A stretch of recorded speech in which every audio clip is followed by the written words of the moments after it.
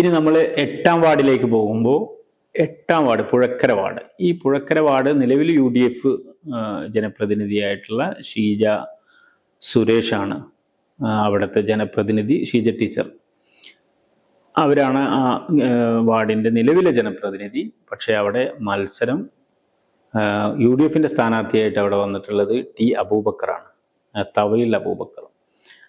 കോൺഗ്രസിൻ്റെ വെളിയങ്കോട് മണ്ഡലം പ്രസിഡൻ്റായിട്ട് ഒരുപാട് നല്ല കോൺഗ്രസ്സിന് മികച്ച സംഭാവനകൾ നൽകാൻ സാധിച്ച ഒരു കോൺഗ്രസിൻ്റെ മണ്ഡലം പ്രസിഡന്റ് കൂടിയായിട്ടുള്ള ഒരാളാണ് തവയിൽ അബൂബക്കർ. അങ്ങനെയുള്ള ഒരാൾ സ്ഥാനാർത്ഥിയായി വരുമ്പോൾ ആ ഒരു സംഘടനാ രംഗത്ത് അല്ലെങ്കിൽ കോൺഗ്രസിൻ്റെ സംഘടനാ രംഗത്ത് വളരെ സജീവമായിട്ട് നിൽക്കുന്ന ഒരാൾ എന്നുള്ള നിലയിൽ നേരത്തെ അബൂബക്കറിൻ്റെ ഭാര്യ അവിടെ ജനപ്രതിനിധിയായി ഇട്ടുള്ള ഒരു ആൾ കൂടിയാണ്.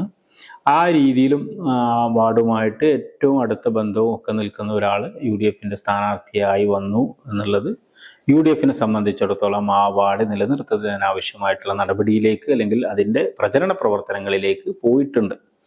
എന്നാൽ ആ വാർഡ് തിരിച്ചു പിടിക്കാൻ ആവശ്യമായിട്ടുള്ള എല്ലാ അസ്ത്രങ്ങളും പ്രയോഗിക്കാൻ വേണ്ടി തന്നെയാണ് LDF അവിടെ ഒരു യുവമുഖത്തെ സ്ഥാനാർത്ഥിയാക്കിയിരിക്കുന്നത്. ബക്കർ ഫാസിയെ സംബന്ധിച്ചിടത്തോളം നമുക്കറിയാം, എരമംഗലത്ത് CITUവിൻ്റെ ഒരു തൊഴിലാളിയാണ്. ആ തൊഴിലാളി എന്നതിലപ്പുറം യുവജന വിഭാഗത്തിൻ്റെ DYFIയുടെ മേഖലാ ഭാരവാഹിയായും ഇപ്പം നിലവിൽ ബ്ലോക്ക് ഭാരവാഹിയായും ഒക്കെ പ്രവർത്തിക്കുന്ന ഒരു മികച്ച സംഘാടകൻ, നല്ല ഒരു യുവമുഖം.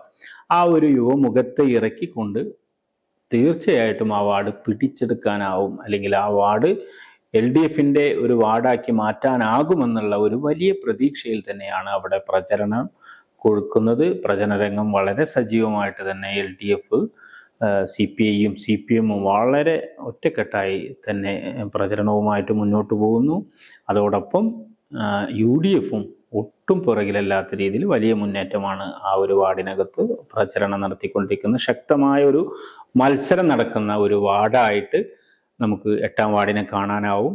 ആര് വിജയിക്കും ആര് പരാജയപ്പെടും എന്നുള്ളത് പറയാൻ സാധിക്കാത്ത വിധം പ്രചരണം വളരെ ശക്തമായിട്ട് നിൽക്കുന്ന ഒരു വാർഡാണ് 8ാം വാർഡ്.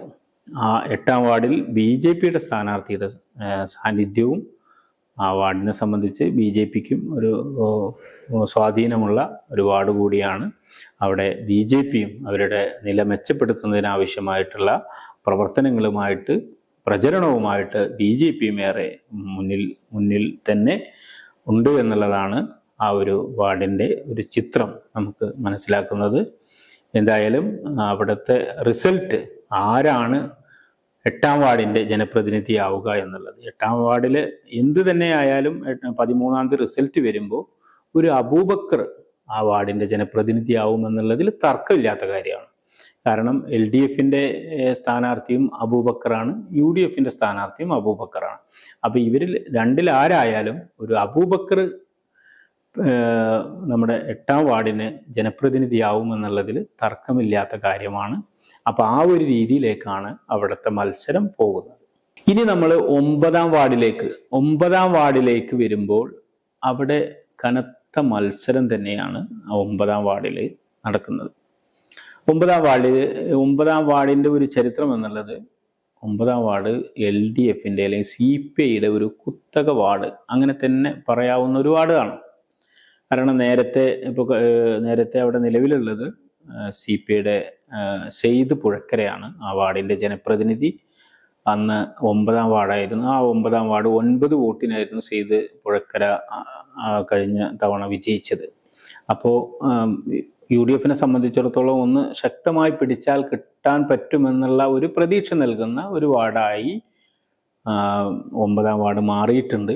എങ്കിൽ പോലും അവിടെ ശക്തമായ രീതിയിലുള്ള മത്സരം കാഴ്ചവെക്കാൻ LDFിനാവുന്നുണ്ട്. CPIയുടെ സ്ഥാനാർത്ഥിയായി അവിടെ മത്സരിക്കുന്നത് നിഷാന ഷെരീഫാണ്.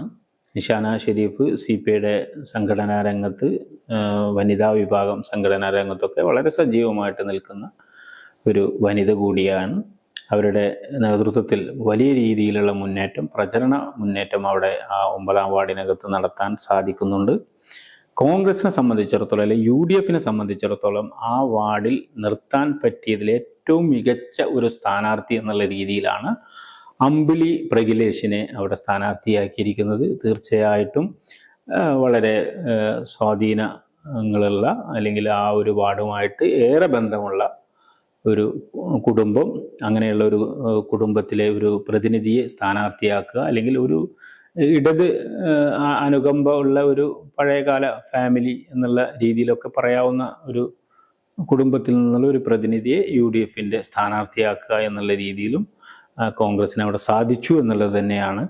അങ്ങനെ ആ ഒരു വാർഡ് പിടിച്ചെടുക്കുക എന്നുള്ള, അല്ലെങ്കിൽ കോൺഗ്രസിൻ്റെ നിയന്ത്രണത്തിലേക്ക് 9ാം വാർഡിനെ എത്തിക്കുക എന്നുള്ള ഒരു ലക്ഷ്യത്തിൽ തന്നെയാണ് അമ്പിളി പ്രഗിലേഷിനെ അവിടെ പ്രചരണ രംഗത്ത് സ്ഥാനാർത്ഥിയാക്കി വളരെ വലിയ മുന്നേറ്റം പ്രചരണത്തിൽ UDF നടത്തിക്കൊണ്ടിരിക്കുന്നത്. എന്ത് തന്നെയായാലും ആ വാർഡ് ശക്തമായ രീതിയിലുള്ള മത്സരമാണ്. LDF എന്ത് തന്നെയായാലും എന്ത് വലിയ മത്സരം നടന്നാലും അവിടെ LDF സ്ഥാനാർത്ഥി വിജയിക്കാൻ ആവശ്യമായിട്ടുള്ള സംഘടനാ ബലം LDFനുണ്ട് എന്നുള്ള ആത്മവിശ്വാസമാണ് LDFന് ശക്തി നൽകുന്നത്. എങ്കിൽ ആ ഒരു വിശ്വാസത്തിന് ഒരു ഇളക്കം തട്ടുന്ന രീതിയിലുള്ള ഒരു പ്രവർത്തന മുന്നേറ്റമാണ് അമ്പിളി പ്രഗിലേഷ് അവിടെ നടത്തിക്കൊണ്ടിരിക്കുന്നത്.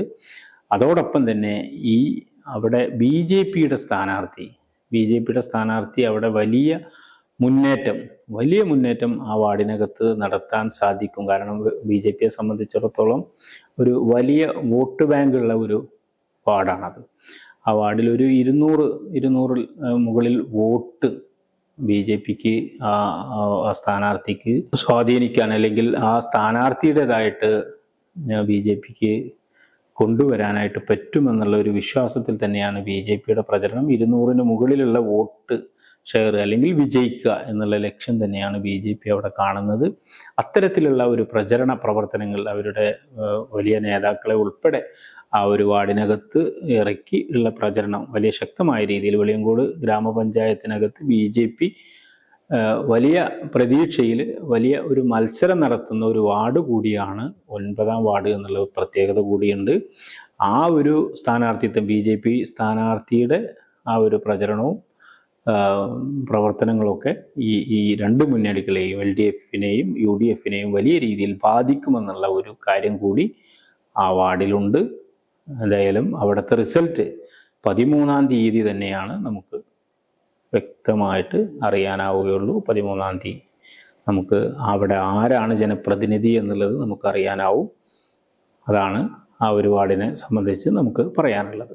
റിയൽ മീഡിയ, ഒരു ദേശത്തിന്റെ ശബ്ദം.